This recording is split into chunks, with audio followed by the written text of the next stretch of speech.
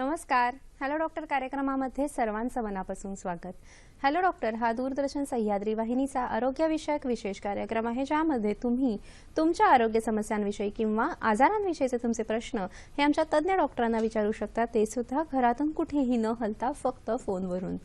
आजचा कार्यक्रम हा प्रायोजित कार्यक्रम आहे. विषय आहे मानसिक रोग आणि संयुक्त उपचार. मन तसं कधी कोणाला दिसलंय का हो? खरं सांगू, मला काय वाटतं, मन काय असेल एखाद्या सुंदर गिफ्ट प्रमाणे. म्हणजे बाहेरून सुंदर रंगीबेरंगी कागदाचं आवरण म्हणजे आपलं शरीर, आणि ते उलगडलं की आतमध्ये असणारं सुंदरसं गिफ्ट म्हणजेच आपलं मन. खरं म्हणजे मन कधीही कोणाला दिसत नाही, पण त्याच्या कार्यावरून त्याचं अस्तित्व आपल्याला नेहमीच जाणवत असतं. चिंत्यम विचार्यम उह्यम च ध्येयम संकल्प्यमेव च यत्किंचिन मनसो ज्ञेयम तत् सर्वम ह्यर्थसंज्ञकम. ह्या सर्व कार्यांमध्ये जेव्हा अडथळा किंवा व्यत्यय निर्माण होतो, तेव्हा होतात मानसिक विकार. नेमके मानसिक विकार ओळखायचे कसे? काही पर्सनॅलिटीज असतात का त्या जे मानसिक विकार ओळखण्यात मदत करू शकतात, आणि मानसिक विकारांवर उपचार काय आहेत, ह्या सर्वांविषयी आजचा आपला कार्यक्रम आहे. या कार्यक्रमामध्ये आपल्याला मार्गदर्शन करतील संयुक्त उपचार पद्धतीचे जनक आणि वेदिकेअर वेलनेस क्लिनिकचे संचालक डॉक्टर अनिल पाटील. नमस्कार डॉक्टर, तुमचे या कार्यक्रमामध्ये स्वागत. नमस्कार. डॉक्टर अनिल पाटील हे मुंबई युनिव्हर्सिटीमधनं MBBS MD गोल्ड मेडलिस्ट आहेत. संयुक्त उपचार पद्धतीमध्ये ते allopathy, Ayurveda, panchakarma, naturopathy, physiotherapy, yoga, reiki, acupuncture आणि ॲक्युप्रेशर, संमोहन चिकित्सा आणि संगीतोपचारांचा वापर करतात. वेदिकेअर ग्रुप ऑफ कंपनीजचे ते चीफ मॅनेजिंग डायरेक्टर आहेत. अनेक राष्ट्रीय आणि आंतरराष्ट्रीय पुरस्कारांनी सन्मानित. इंदिरा गांधी सद्भावना award, international gold star millennium award हे काही त्यापैकीच. दर्शको, हा विषय आहे आजचा मानसिक विकार, मानसिक रोग आणि संयुक्त उपचार. प्रश्न विचारण्यासाठी तुम्ही उत्सुक असालच. प्रश्न विचारण्यासाठी लागतील आमचे दूरध्वनी क्रमांक. आमचे दूरध्वनी क्रमांक असे आहे 022. हा मुंबई बाहेरच्या प्रेक्षकांनी STD कोड डायल करायचा आहे. मोबाईल धारकांनी सुद्धा हा कोड डायल करायचा आहे. आमचे दोन क्रमांक आहेत. पहिला क्रमांक 24908050, दुसरा क्रमांक 24988050. या दूरध्वनी क्रमांकांवर संपर्क साधून आपण आमच्या कार्यक्रमामध्ये जरूर सहभागी होऊ शकता. जास्तीत जास्त प्रश्न आम्ही नेहमीच आमच्या कार्यक्रमामध्ये घेण्याचा प्रयत्न करत असतो, म्हणून फोन करताना कृपया आपल्या टीव्ही संचाचा आवाज कमी ठेवावा. प्रश्न हा विषयाला अनुसरून थोडक्यात आणि सलग विचारावा. याशिवाय संयुक्त उपचार पद्धतीच्या कार्यक्रमामध्ये एक विशेष सदर असतं, ते म्हणजे प्रश्न मंजुषा.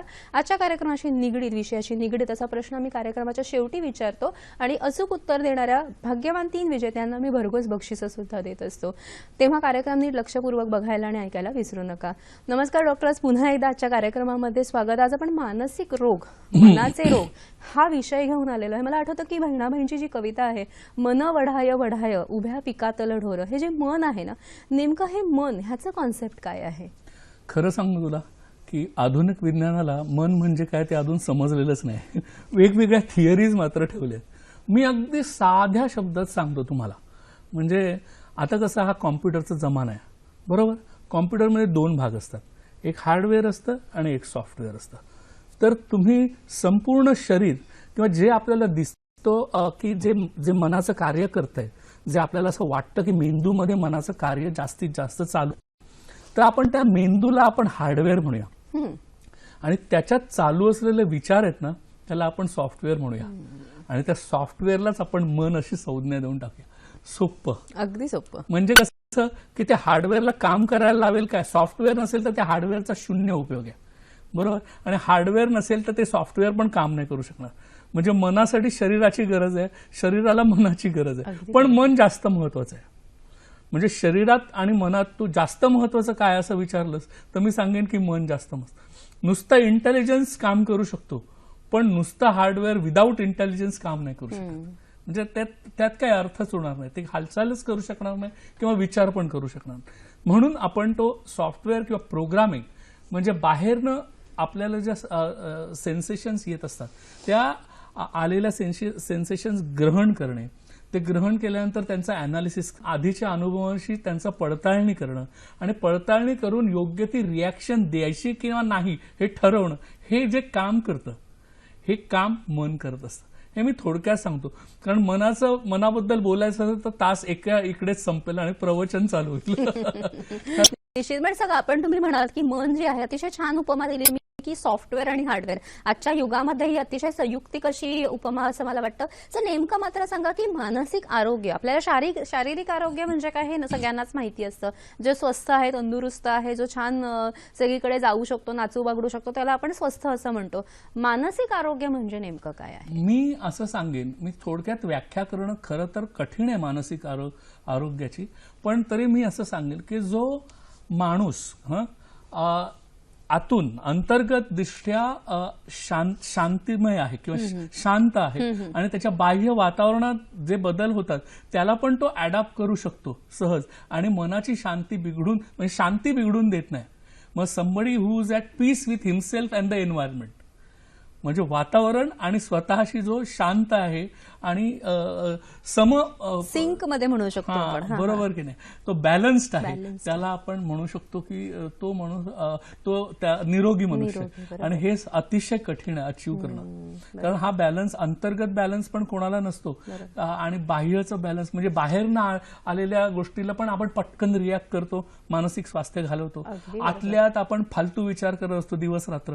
म्हणजे ते मला त्याचं खूप आश्चर्य वाटतं की आपण साधारण मनुष्य जो आहे तो एकतर पास्टमध्ये ड्वेल करत असतो, नाहीतर भविष्याची काळजी करतो. म्हणजे एकतर भूतकाळात कुठेतरी रमलेला असतो, त्याच्यामुळे दुःखी असतो, नाहीतर भविष्य काळाची चिंता करत असतो, पण तो वर्तमान काळात कधीच नसतो. अगदी बरोबर. आणि वर्तमान काळात नसणं, त्याच्यामुळे मानसिक आरोग्याची तिथून म्हणजे रोगाची सुरुवात होते. बरोबर. तर हे मला म्हणजे सांगता येईल. आणि थोडक्यात आयुर्वेदानुसार ही पहिली स्लाइड दाखवायची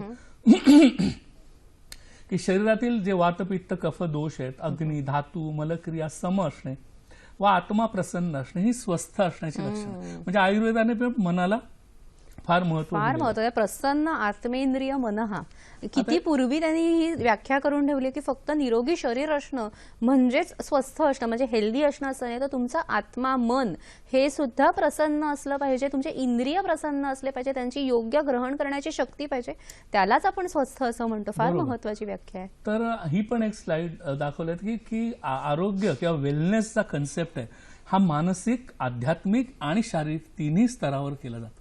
त्यामुळे ते मानसिक स्तर फार महत्वाचं आहे. हल्ली आपण काय होतं, जास्त करून आधुनिक शास्त्रामध्ये फार जास्त महत्व आपण फिजिकल हेल्थला देतो, आणि तेवढं हल्ली मात्र मानसिक रोगांवर किंवा आरोग्यावर विचार करायला सुरुवात जास्त झालेली आहे. बरोबर. तर आपल्याला प्रश्न आलेला आहे, आपण प्रश्न घेऊया. सर, उमाकांत प्रश्न विचारतायत लातूरवरून. नमस्कार उमाकांतजी, बोला. बोला. हॅलो. हा बोला. हा सर, आमचा एक मुलगा 11 वर्षाचा. हा. तो बोलण्यासाठी कमी बोलतोय, तो म्हणजे छोटे छोटे शब्द उच्चारतोय. बर. आणि शिक्षणात मन नाही त्याचं. बर. ते म्हणजे लेट प्रोसेस आहे असं म्हणतात, स्पीच थेरपी घ्या असं म्हणतात डॉक्टर. ठीक आहे, कळलं मला. ठीक आहे, ठेवून द्या. हा.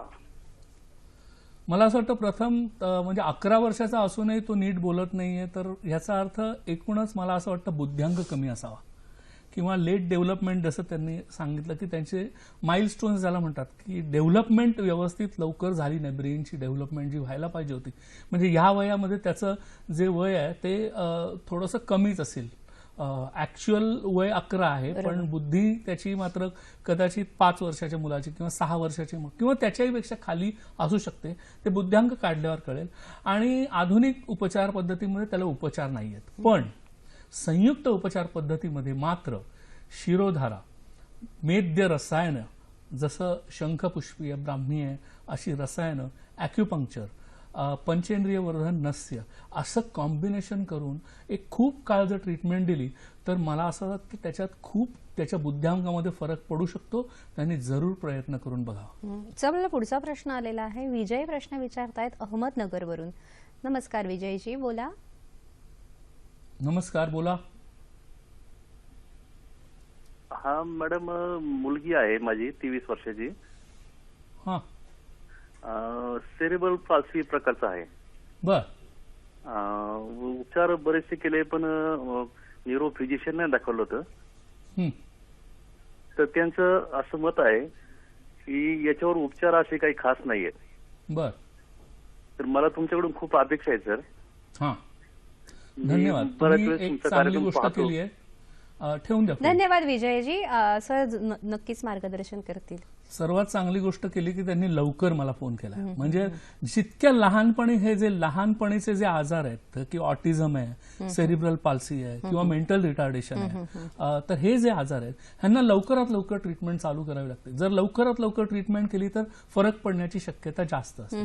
जशी मी आता काही ट्रीटमेंट सांगितल्या त्यातल्याच काही ट्रीटमेंट नस्य शिरोधारा आणि काही रसायनं जर आपण वापरली, फिजिओथेरपी वापरली, ॲक्युपंक्चर वापरलं तर आपण डिटोरिएशन टाळू शकतो आणि इम्प्रूव्हमेंट होऊ शकते. तेव्हा जरूर त्यांनी प्रयत्न करून पाहावा. सर जसं तुम्ही म्हणालात की ॲलोपॅथीमध्ये अजूनही मनाची व्याख्या नीट झालेली नाही, पण अनेक वेळेला पर्सनॅलिटी डिसऑर्डर्स असं म्हणतात. नेमकी पर्सनॅलिटी म्हणजे काय असतं आणि काय पर्सनॅलिटीज असतात?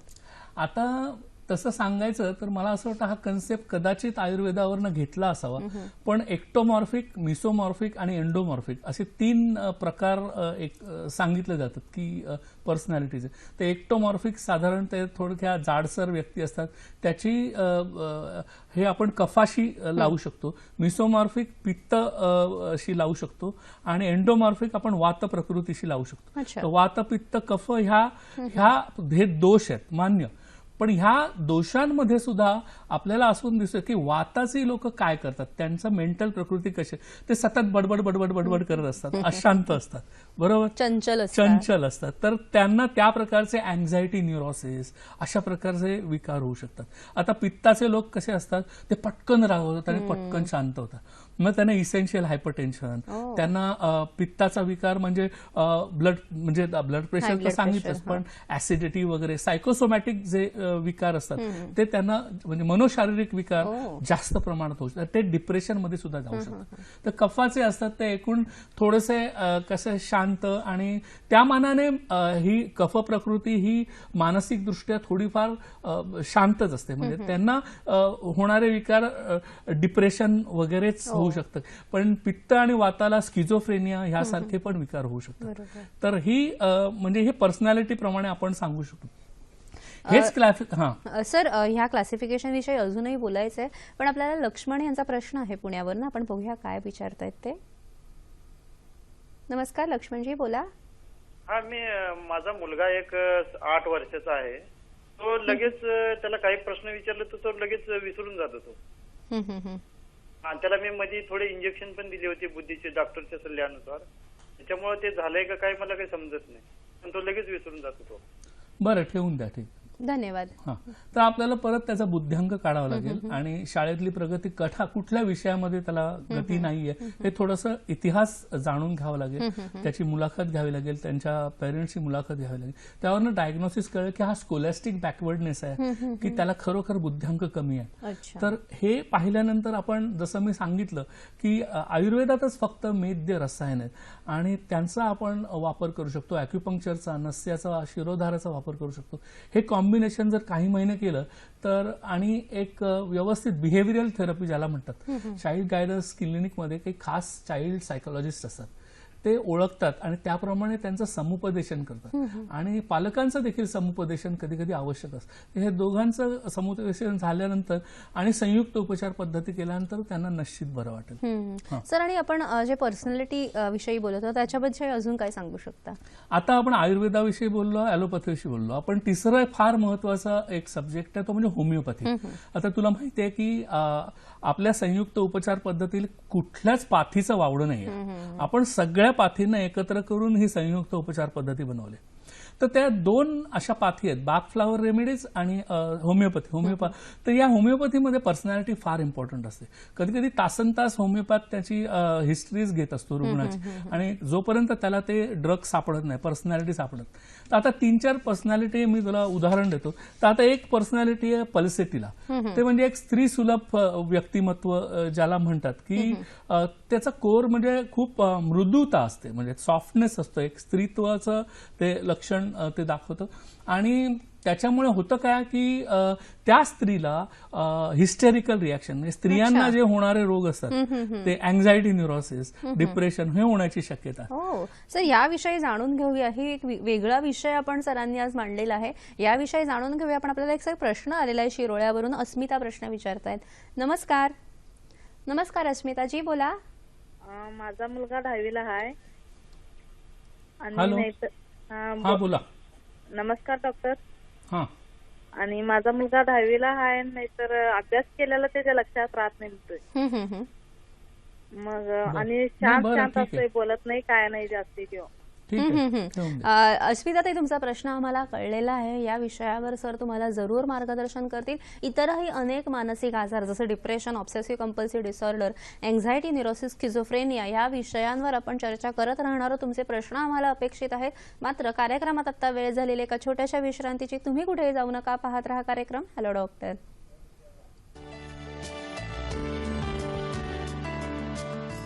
विश्रांतीनंतर सर्वांचं पुन्हा एकदा हॅलो डॉक्टर कार्यक्रमामध्ये स्वागत. शांत झोपेसाठी आपण काय काय करत असतो?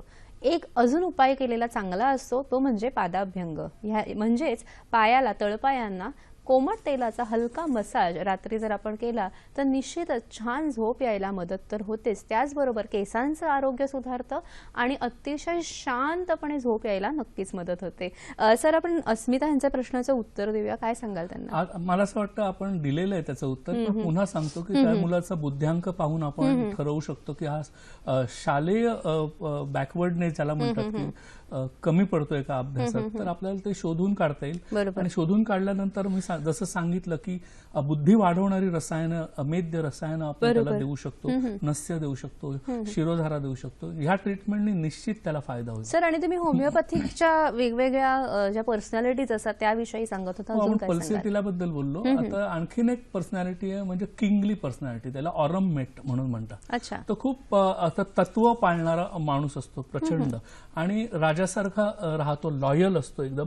आणि ह्या माणसाला जास्त करून सुसायडल टेंडन्सीज निर्माण होऊ शकतात, डिप्रेशनमध्ये तो जाऊ शकतो. तर हा एक पर्सनॅलिटी झाली. तिसरी एक पर्सनॅलिटी म्हणजे प्लॅटिना.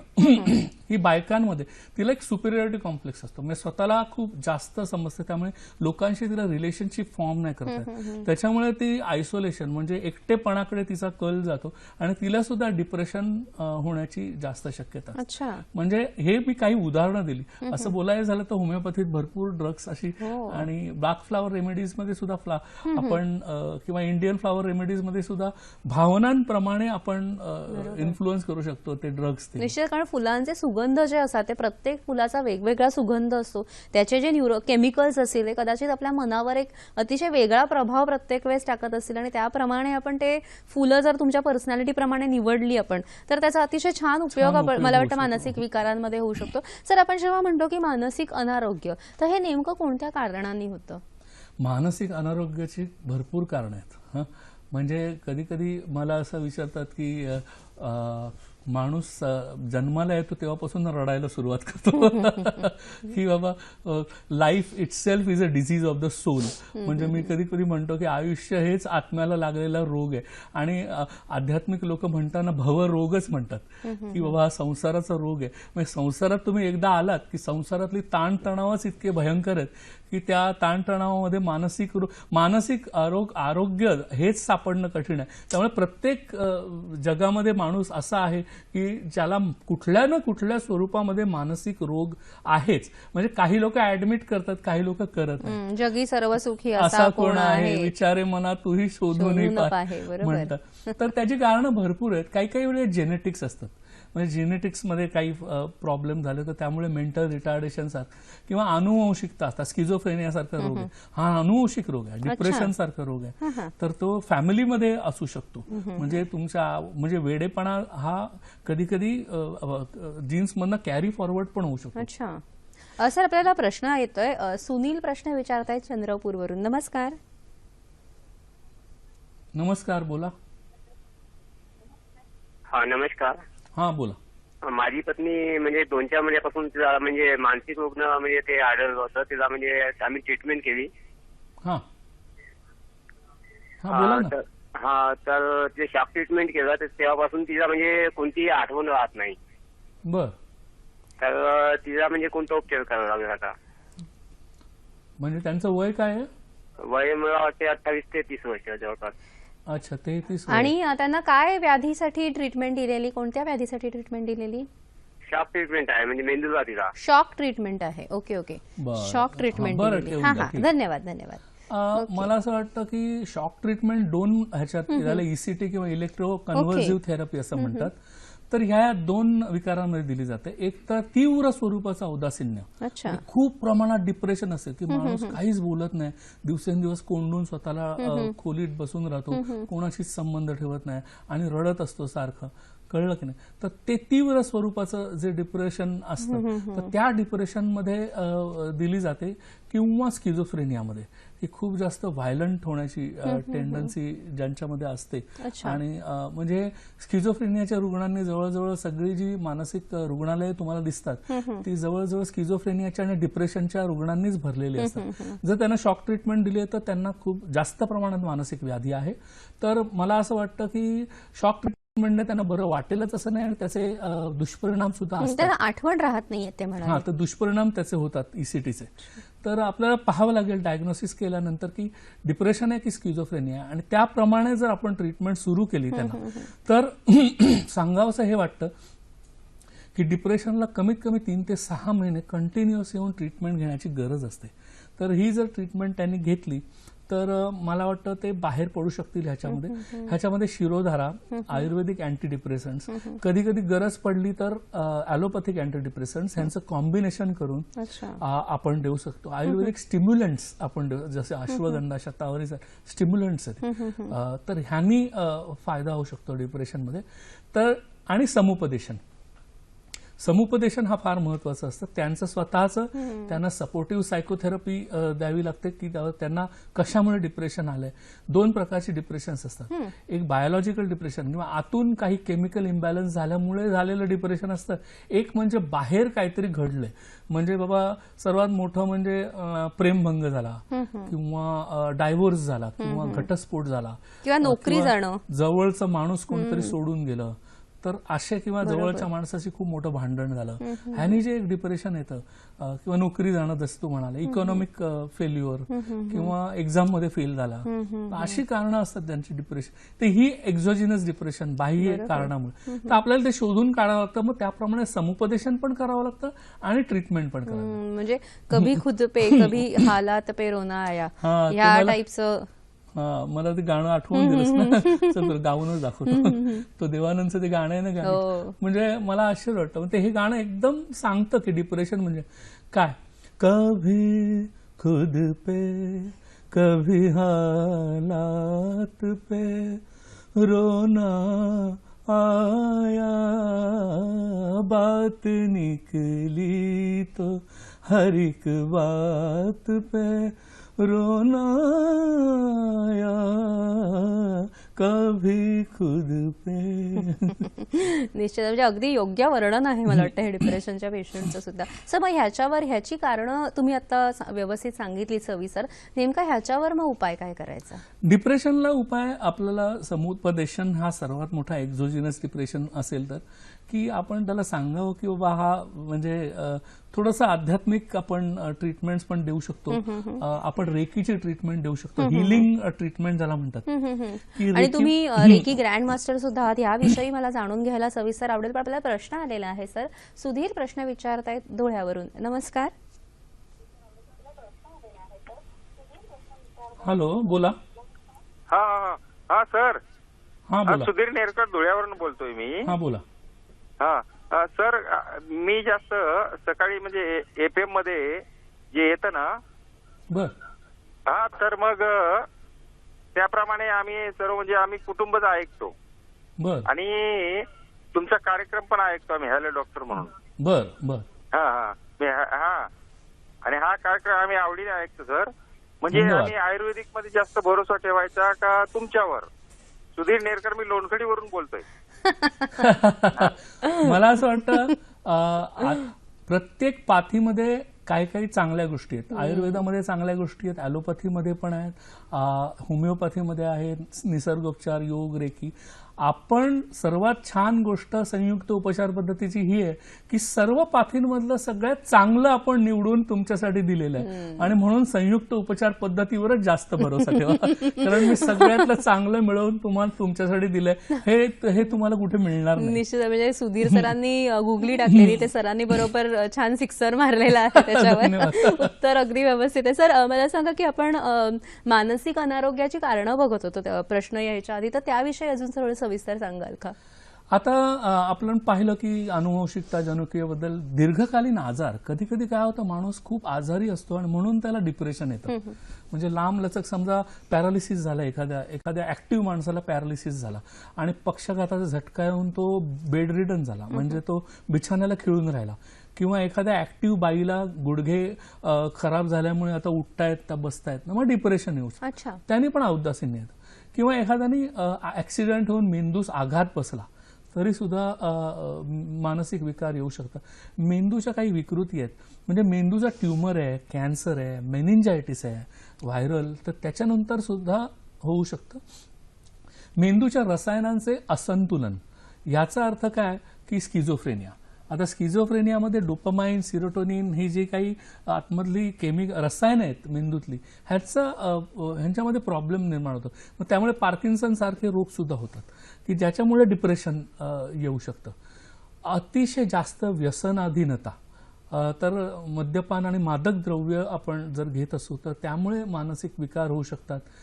पूर्वायुष्यातील मानसिक आहार, म्हणजे एखाद्या मुलीचं लैंगिक शोषण झालं असेल लहानपणी, एखाद्या मुलीवर बलात्कार झालेला असेल, तर तिचं आयुष्यभर तिला डिप्रेशन किंवा तो मानसिक आघात सोसावा लागतो. मानसिक ताण, सर्वात महत्वाची गोष्ट आत्ताच्या ह्याच्यामध्ये युगामध्ये, आणि तो म्हणजे मानसिक ताण. म्हणजे असा कोणीही जगात नाहीये की ज्याला मानसिक ताण नाहीये. आपल्यासकट सर्वांना मानसिक ताण आहे. का गालिबचा शेर आठवतो, या तो दिवाना हसे या तो फकीर, या तो दिवाना हसे या तो फकीर, वरना इस जालिम दुनिया में मुस्कुराता कौन है. तर असं मला वाटतं अगदी लहान मुलांना सुद्धा टेन्शन, मला टेन्शन येत आहे हा शब्द इतका परवळीचा झालाय. म्हणजे लहान मुलांना सुद्धा आता टेन्शन म्हणजे काय हे कळायला लागलंय. अतिशय चिंताजनक बाब आहे ही निश्चितच. आणि त्यामुळे मानसिक विकार पण वाढायला लागलेत आणि शारीरिक विकार पण वाढायला लागले. म्हणजे दिसतं की शारीरिक विकार आहे, पण ऍक्च्युअली त्याचं कारण असतं मनामध्ये, आणि तो मनामध्ये त्याचं कारण असल्यामुळे जोपर्यंत मानसिक शांती लाभत नाही तोपर्यंत काय तो विकार जात नाही. आणि म्हणजे आता साधाच विचार कर ना, ब्लड प्रेशर आहे, आता ब्लड प्रेशर नुसत्या ताणामुळेच झालेलं असेल तर नुसत्या गोळ्या घेऊन ते काय कमी होणार आहे. जोपर्यंत तुमचा मानसिक ताण कमी होत नाही, मग त्यामुळे निद्रानाशाचा विकार जळतो किंवा एकूणच मानसिक आरोग्य बिघडतं, औदासीन्य येतं, अँझायटी येते, भीती वाटते, चिडचिड होते. अशी विविध प्रकारची लक्षणं मानसिक ताणामुळे माणसामध्ये येऊ शकतात. कामावर परिणाम होतो, कामात एफिशियन्सी नसते. मानसिक ताण ज्याला असतो तो मानसिकदृष्ट्या शांत स्वस्थ असतो, तो व्यवस्थित काम करू शकतो. ज्याला ताण आहे तो काम नाही करू शकत. आपल्याला उस्मानाबादवरून प्रश्न आलेला आहे. राहुल प्रश्न विचारत आहेत. नमस्कार राहुलजी, बोला. हॅलो, नमस्कार मॅडम. हा नमस्कार मॅडम, मी उस्मानाबादवरून सर राहुल पाटील. हा सर, माझा भाऊ आहे, 27 वर्ष वय आहे त्याचं. बर सर, तो 10वीला नापास झाला होता. बर त्यानंतर त्याला एक माणूस भेटला आणि त्याने सांगितलं की मी 10-15 हजार रुपये द्या, तुम्हाला 10वी पास करतो. बर आम्ही काही त्याचे पैसे दिले नाहीत, आणि त्यामुळे त्याच्या मनावर असा परिणाम झाला की आमच्यामुळे तो काही करू शकला नाही आयुष्यात. आणि त्यामुळे तो असा आता आक्रमक वागतो आणि काही सहकार्य करत नाही घराशी, आणि म्हणतो तुमच्यामुळे माझं आयुष्य बरबाद झालं. बर आणि मग तर आम्ही त्याशी 2-3दा आम्ही तिथं सायक्रेट्रिस्ट डॉक्टर वगैरे त्यांच्याशी पण सल्ला घेतला, परंतु तो काय सहकार्य करत नाही. सगळं त्याला समजतं वगैरे, परंतु तो आक्रमक वागतो आणि काही सहकार्य करत नाही. काम. धन्यवाद राहुलजी, तुमचा प्रश्न आम्हाला कळलेला आहे. निश्चितच एक गंभीर समस्या आहे, जवळजवळ सामाजिक आणि कौटुंबिक एक अतिशय गहन समस्या तुम्ही मांडलेली आहे. या प्रश्नावर सर जरूर मार्गदर्शन करतील. मात्र आत्ता घेणार आहोत एक छोटीशी विश्रांती.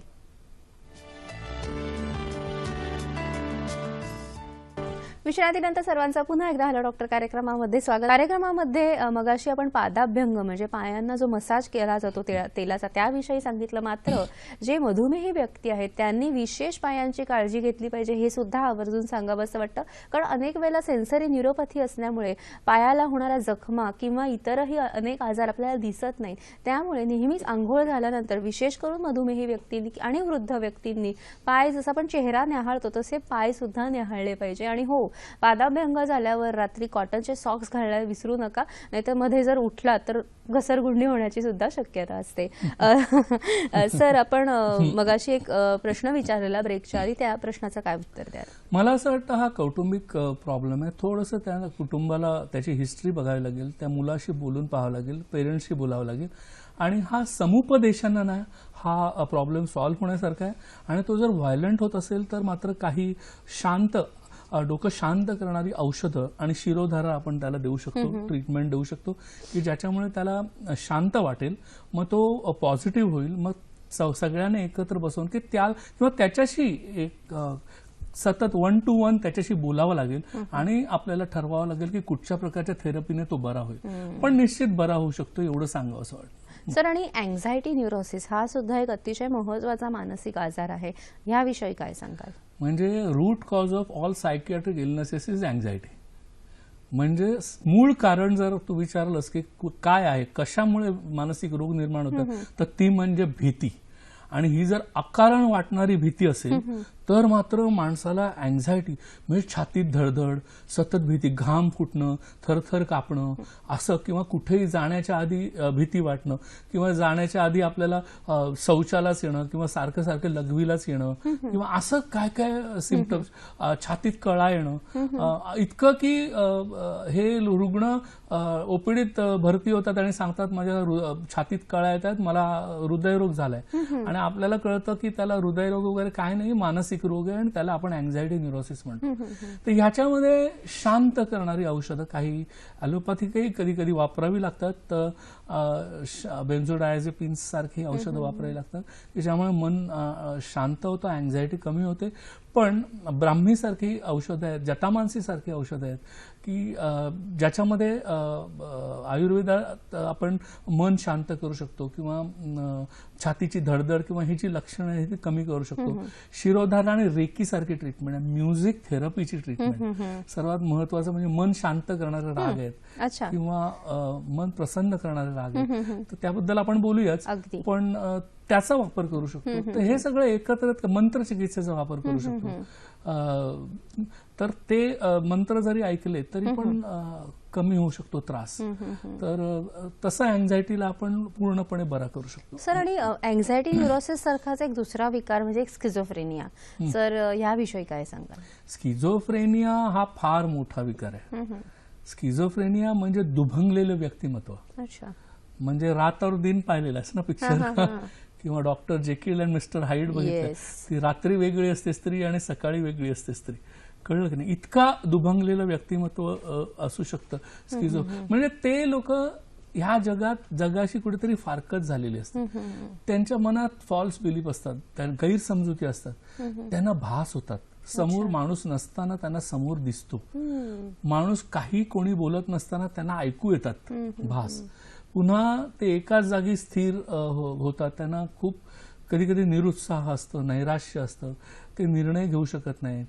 तर अशा प्रकारची लक्षणं स्किझोफ्रेनियामध्ये दिसतात. मला वाटतं वैद्या बालांचा एक पिक्चर होता भूल भुलैया म्हणून, तो सुद्धा ते स्किझोफ्रेनियाच पर्सनॅलिटी होती का ती? हो, म्हणजे स्किझोफ्रेनिया झालेलं दाखवलेलं. म्हणजे ते भूल भुलैयामध्ये मध्येच कुठेतरी सोडून दिलंय आपल्याला की ते भूतबाधा होती की स्किझोफ्रेनिया होता. त्याच्यामुळे पण एक सायकॅट्रिस्ट म्हणून तो स्किझोफ्रेनिया असंच आपण म्हणू शकतो, कारण ती दुसऱ्या व्यक्तिमत्वामध्ये शिरायची. सर, आपल्याला एक प्रश्न आलेला आहे. अशोक प्रश्न विचारतायत बुलढाण्यावरून. नमस्कार अशोकजी, बोला. हा मॅडम, मी अशोक पाटील बोलतोय. माझ्या मुलाला स्किझोफ्रेनिया नावाचा आजार झालाय, म्हणजे त्याचं निदान असं झालंय. ऍक्च्युली त्याचं बिहेवियर हे 2008 पासून त्याला हा विकार झाला. त्याच्यासाठी मी ट्रीटमेंट घेतोय आता ॲलोपॅथीची. पुष्कळ फरक आहे, परंतु मध्ये मध्ये खूप चिडचिड करणं किंवा अचानकपणे एकदम डिप्रेशन मध्ये जाणं, हे सगळे प्रकार होत राहतात एवढ्या सगळ्या थेरपी म्हणजे ॲलोपॅथी घेऊन सुद्धा. आणि हॅलो हा नाही ऐकतो. हा, आणि मुख्य म्हणजे 2008 पासून त्याला तो आजार आहे आणि आम्हाला ते आता काय करावं, तरुण मुलगा आहे 22 वर्षाचा. ओके ठीक आहे, तुम्ही ठेवून द्या फोन, मी सांगतो. तूच आता मध्यंतरात विचारलं होतं आणि बोललीस की स्किझोफ्रेनियाला ट्रीट करणं फारच कठीण असतं, कारण ॲलोपॅथीमध्ये अशी ट्रीटमेंट अशी नाहीये त्याला. म्हणजे कसं आहे की जी काय केमिकल इम्बॅलन्स निर्माण होतो आपल्या लाक्षणिक चिकित्सा केली जाते किंवा केमिकल इम्बॅलन्सची चिकित्सा केली जाते, त्यामुळे लक्षणं थोडी इम्प्रूव्ह झाल्यासारखे वाटतात, पण तो रोग बरा होत नाही. म्हणजे आयुष्यभर कधी कधी औषधं घ्यावी लागतात, त्याचे दुष्परिणाम पण सहन करावे लागतात. तर माझ्या मते इथे संयुक्त उपचार पद्धती वापरली पाहिजे. म्हणजे ॲलोपॅथीच्या बरोबरच आयुर्वेदिक औषधं, ॲक्युपंक्चर, शिरोधारा, रेकी, हे सगळं कॉम्बिनेशन करायला पाहिजे. आणि हे कॉम्बिनेशन केल्यानंतर मला असं दिसून आलंय की हळूहळू ॲलोपॅथीच्या औषधांचा डोस कमी व्हायला लागतो आणि कमीत कमी औषधात सुद्धा त्याला बरं वाटायला लागतं. आणि काही जणांना 2 ते 3 वर्षामध्ये कधी कधी पूर्ण औषधांपासून विराम मुक्ती पण मिळालेली मला दिसली आणि नॉर्मल लाईफ ते जगायला लागलेत असं पण दिसलेलं आहे. ज्याला रिहॅबिलिटेशन म्हणतात तसं पूर्णपणे आपण करू शकलेलो आहे. तर माझ्या मते निश्चित त्यांनी संयुक्त उपचार पद्धतीचा प्रयत्न करून पाहावा. सर, आणि अजून एक प्रकारचे व्यक्तिमत्व असतं ते बघा, म्हणजे सारखे हात पुसत असतात किंवा सारखे हात धुवत असतात किंवा जर आपण कुलूप लावलं तर सारखं सारखं बघत असतात की कुलूप बंद आहे की नाही, जवळजवळ 15-20 वेळा जा ये करतात. तर अशा प्रकारचा हा विकार आहे का, हा मानसिक आजार आहे का सर? हो, त्याला ऑब्सेसिव्ह कंपल्सिव्ह डिसऑर्डर असं म्हणतात. त्याची एक स्लाइड दाखवतो इथे. ऑब्सेशन म्हणजे ध्यास, ते एकाच गोष्टीचा ध्यास. कंपल्शन म्हणजे अनिवार्यता. म्हणजे असं आहे की आपण कुलूप लावलं तरी आपण 100 वेळा तपासून परत येऊन बघतो की ते कुलूप मी लावलंय की नाही लावलंय. खात्री पटत नाही की हात समजा धुतले एकदा तर त्याला ते समाधान होत नाही की सगळे जंतू मेले की नाही हातावरचे, तू जाऊन परत परत हात धुणार. कळलं की नाही? म्हणजे अनिवार्यतेने तो करत असतो, त्याला तो रोग जडतोय. तर आणि किंवा सतत गोष्टी मोजत राहणं, म्हणजे त्याला खात्री पटत नाही की हे मी केलंय ते बरोबर केलं की नाही केलं. तर त्याला ओसीडी असं म्हणतात. आणि हे कधी कधी खूप त्रासदायक होऊ शकतं एखाद्याच्या आयुष्यामध्ये. तर ह्याला देखील आपण ट्रीटमेंट ॲलोपॅथी बरोबरच आपण जर संयुक्त उपचार पद्धतीच आपण वापर केला तर ओसीडीमध्ये समुपदेशन केलं तर ह्याच्यातून मुक्तता मिळू शकते माणसाला. बरोबर सर. आणि फोबिक न्यूरोसिस म्हणजे नेमकं काय असतं? फोबिया याचा अर्थ असा की एखाद्या परिस्थितीबद्दल आपल्याला भीती वाटते. म्हणजे एखाद्या माणसाला, माझी पर्सनल असिस्टंट आहे, तिला यांत्रिक काय म्हणतात ते जिने जातात ना त्याची भीती वाटायची. अच्छा, एस्केलेटरची. त्यामुळे ती घाबरून ती म्हणजे जिन्याने चढत जाईल पण ते एस्केलेटर पाहिलं की ती पळून जायची. अच्छा. तर काही जणांना लिफ्टची भीती वाटते, बंद जागेची बऱ्याच जणांना फोबिया असतो. क्लॉस्ट्रोफोबिया, एखाद्याला बंद एका रूम मध्ये ठेवलं तर त्या रूमची भीती वाटते. किंवा सोशल अॅगोराफोबिया म्हणजे गर्दीची भीती वाटते. माणसांमध्ये गेलं का त्याची भीती वाटते आणि एन्झायटी निर्माण होतं, थरथर कापायला लागतात घाबरून. सापाची भीती वाटते, अंधाराची भीती वाटते लहान मुलांना. कधी मोठेपणी पण जर अंधाराची भीती वाटायला लागली तर त्याला आपण फोबिक न्यूरोसिस असं म्हणतो. ह्याच्यामध्ये समुपदेशन, शिरोधारा, रेकी, ॲक्युपंक्चर, काही होमिओपॅथिक रेमेडीज, मला असं वाटतं त्याचा फायदा. बरोबर, निश्चितच. म्हणजे आपण जर व्यवस्थित समुपदेशन केलं, व्यवस्थित त्या भयाला काबूमध्ये आणलं तर निश्चितच एस्केलेटरवरनं पण टुनटुन उड्या मारत जाऊ शकतो आपण. या विषयावर समुपदेशन केल्यावर आता ती जाते. निश्चितच या विषयावर आपण अशीच चर्चा करत राहूया आणि संगीतोपचार, रेकी, विविध मंत्रचिकित्सा याविषयी सुद्धा जाणून घेऊया. मात्र आत्ता वेळ झालेल्या कार्यक्रमात एका छोट्याशा विश्रांतीची. तुम्ही कुठेही जाऊ नका, पाहत रहा कार्यक्रम हॅलो डॉक्टर.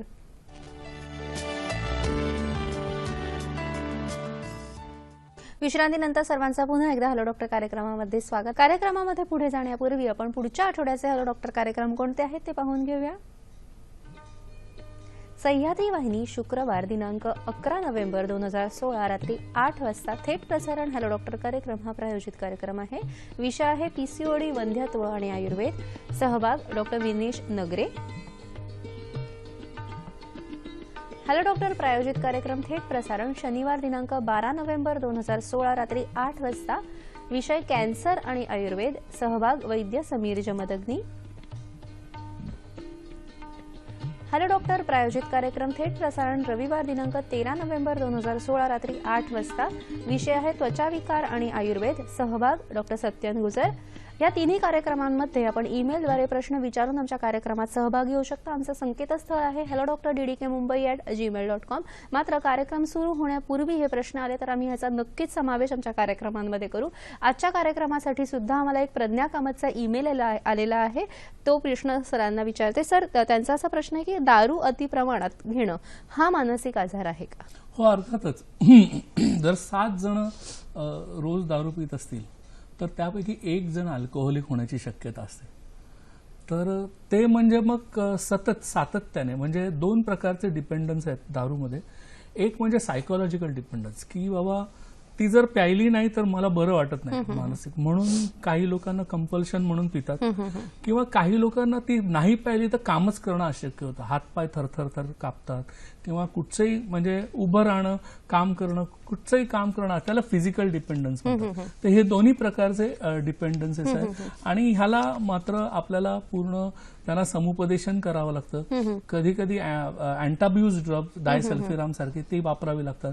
पॅरेंटल म्हणजे घरातल्या लोकांचं समुपदेशन करावं लागतं, की सपोर्टिव्ह सायकोथेरपी द्यायला लागते. तर हे केल्यानंतर मात्र तो बरा होऊ शकतो. सर, आणि मगाशी सुद्धा एक प्रश्न होता स्किझोफ्रेनिया विषयी. ते म्हणत होते की त्यांच्या मुलाची सारखी चिडचिड होत असते, किंवा एखादी व्यक्ती जी असते अँझायटी पर्सनॅलिटी असते, चिडखोर पर्सनॅलिटी असते, तर संयुक्त उपचार पद्धतीमध्ये एक महत्वाची चिकित्सा संगीतोपचार आहेत. तर संगीतोपचारांमध्ये आपण काय उपाय करू शकतो या विषयावर? संगीतोपचारामध्ये मला असं सांगावंसं वाटतं की 2 प्रकारच्या चिकित्सा आहेत. एक म्हणजे शास्त्रीय संगीत वापरणं, आणि दुसरं म्हणजे मंत्रचिकित्सा वापरणं. तर कधी कधी काय होतं, शास्त्रीय संगीत हे जर माणसाला जर आवडत असेल तर खूपच चांगला परिणाम मला रुग्णांमध्ये दिसून येतो. तर ज्यांना खूपच अँझायटी आहे तर त्यांच्यासाठी माझ्याकडे एक राग आहे तो, किंवा ज्याला झोप येत नाही किंवा असं त्रास होतो खूप, तर किंवा मानसिक ताण असह्य झालाय, तर त्यांच्यासाठी राग दरबारी म्हणून राग आहे. तर त्याचं एक थोडक्यात दाखवतो.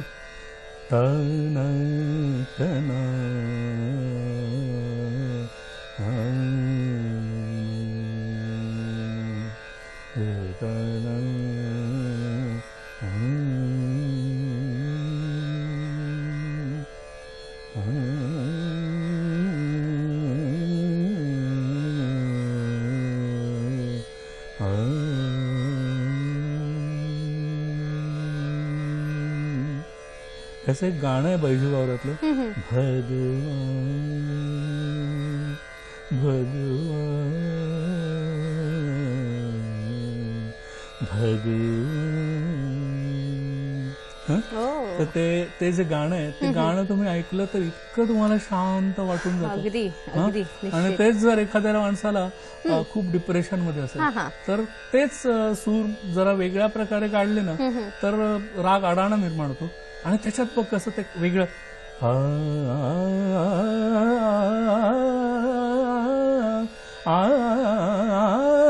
झनक झनक पायल बाजे, झनक झनक पायल बाजे, पायलिया की रोनक झुनक पर छम छम मनवा नाचे, झनक झनक पायल बाजे.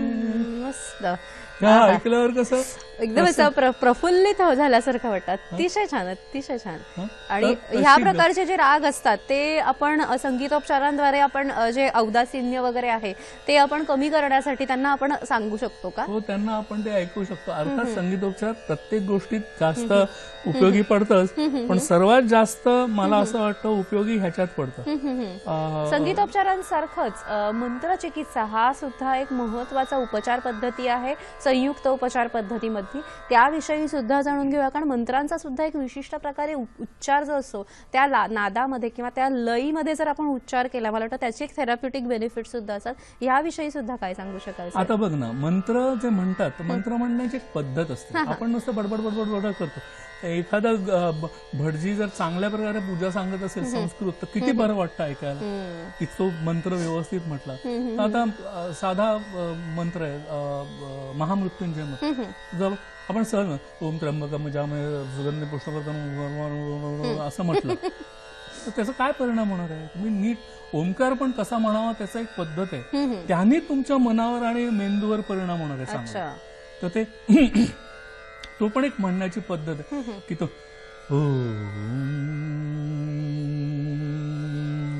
त्र्यंबकम यजामहे सुगंधिं पुष्टिवर्धनम् उर्वारुकमिव बन्धनान् मृत्योर्मुक्षीयमामृतात्.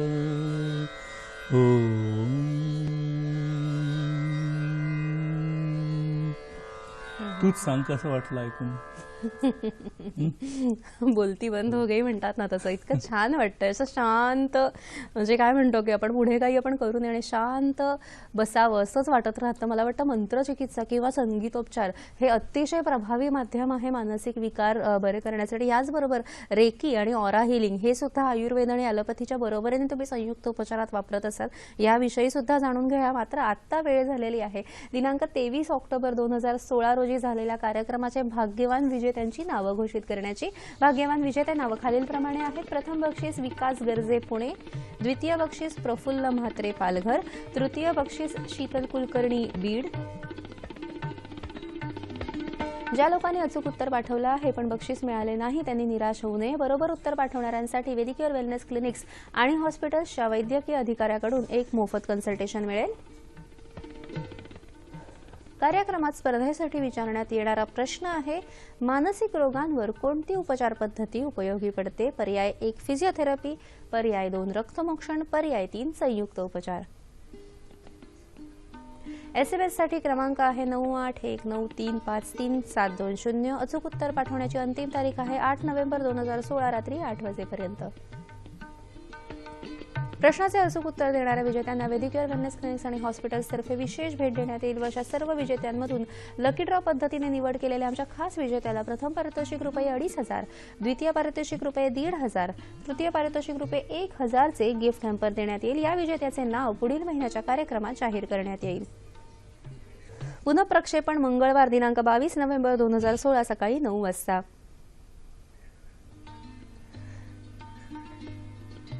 आजचा कार्यक्रम तुम्हाला कसा वाटला हे जाणून घेण्याची सुद्धा आम्हाला उत्सुकता आहे. याशिवाय ज्या डॉक्टरांना आमच्या कार्यक्रमात प्रायोजित कार्यक्रम करायचा असेल त्यांनी आम्हाला जरूर संपर्क साधावा. आमचा पत्ता असा आहे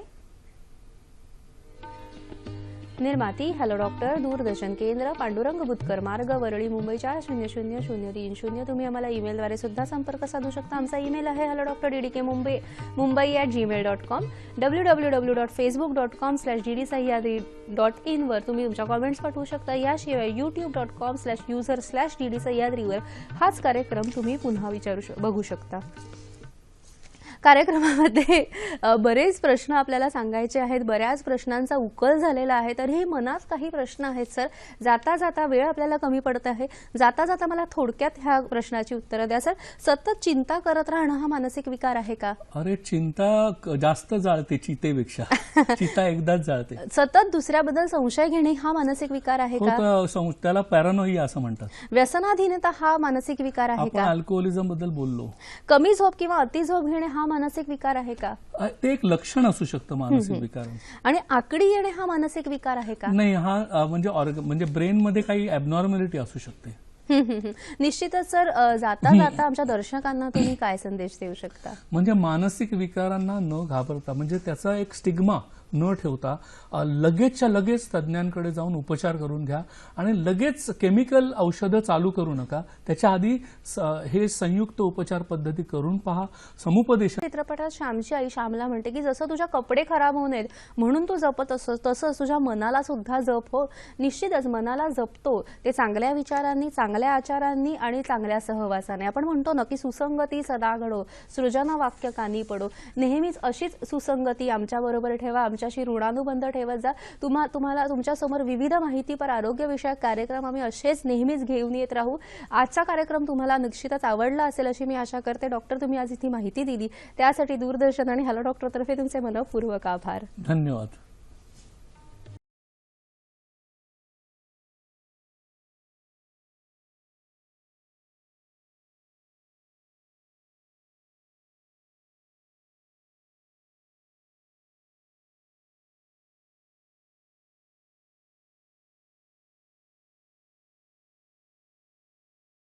धन्यवाद.